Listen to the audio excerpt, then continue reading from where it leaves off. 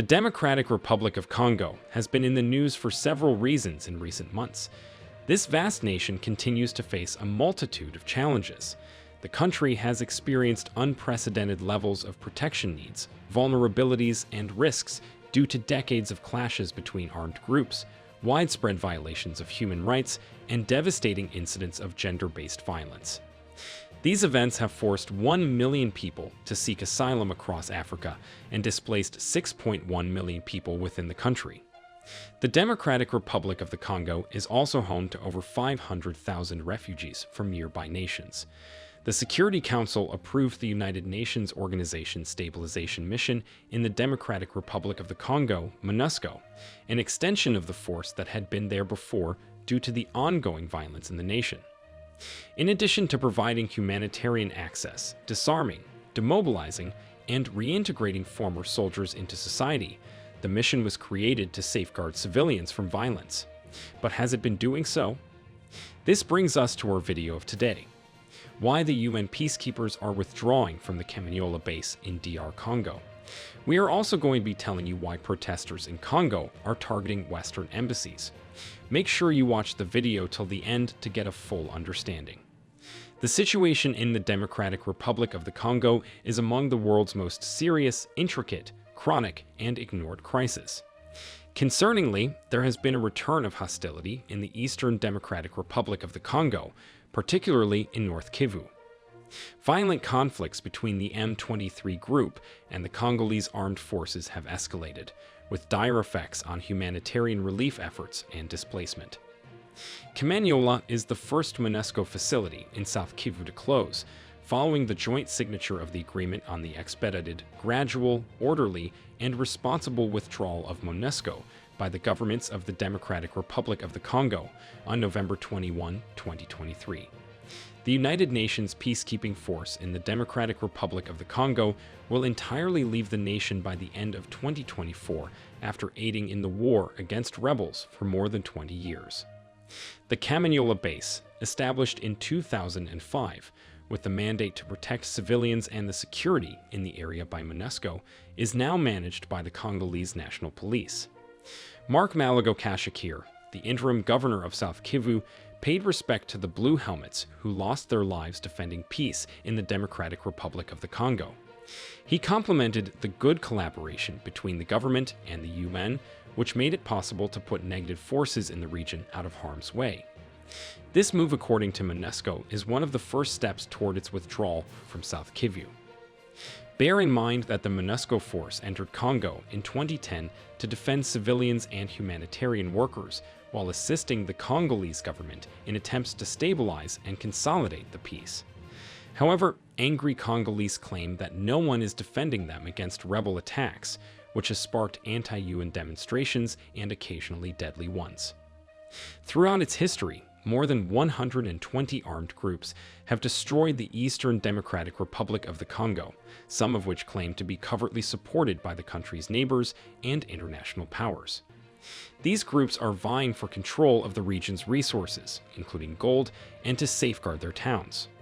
The DRC government stated that it wished to quickly terminate MONUSCO's mandate, but the nation's security and stability are probably going to suffer as a result of this. It seems doubtful that the international community will accept this, given the conflict area's significant natural resource supplies. The international community is interested in stability. While it is underway, the process of constructing a nation is far from finished. With almost 15,000 forces, the UN mission is still operational in the three most unstable provinces in the region: South Kivu, North Kivu, and Ituri. As per the agreement reached by the Democratic Republic of Congo and the United Nations, MONUSCO is pulling out of South Kivu in 3 stages.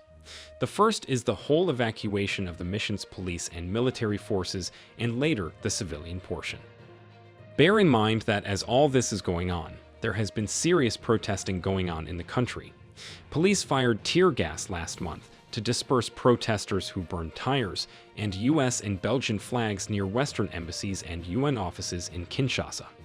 The protesters were angry about the insecurity in Eastern Congo.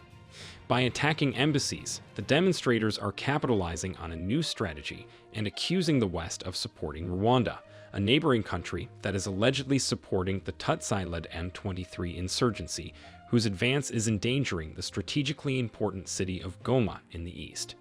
Rwanda has refuted the allegations. Congo, Western governments such as the US and Belgium, as well as an expert panel of the UN, claim that Rwandan assistance is advantageous to the rebel organization.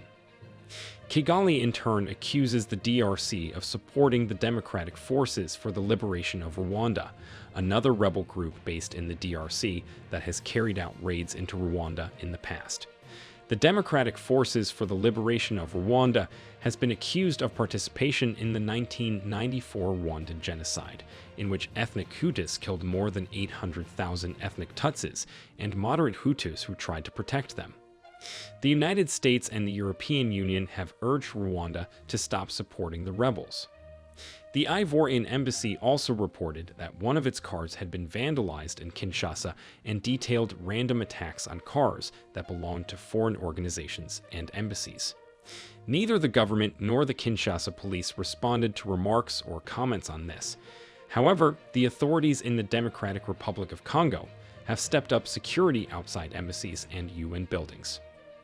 Groups of demonstrators gathered at the US and French embassies, as well as the offices of the United Nations mission in Congo, despite security being increased following attacks that targeted UN staff and vehicles.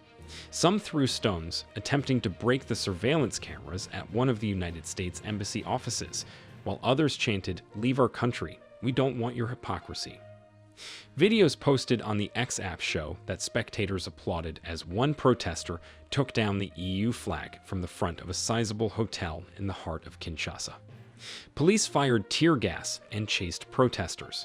Some days later, the Vice Prime Minister of Congo and Minister of Foreign Affairs, Christophe Tundula, held meetings with ambassadors and chiefs of foreign missions in Kinshasa. He promised to take security precautions to safeguard their representations. Hundreds of thousands of people have been wiped out, and over 7 million have been displaced as a result of decades of bloody attacks on civilians and land and resource disputes between numerous opposing armed groups in the eastern Congo. Note that Congo is the leading producer of copper in Africa and the world's leading supplier of cobalt. The expansion of industrial-scale mines that extract cobalt and copper for rechargeable batteries has also led to forced evictions and human rights abuses, including assault.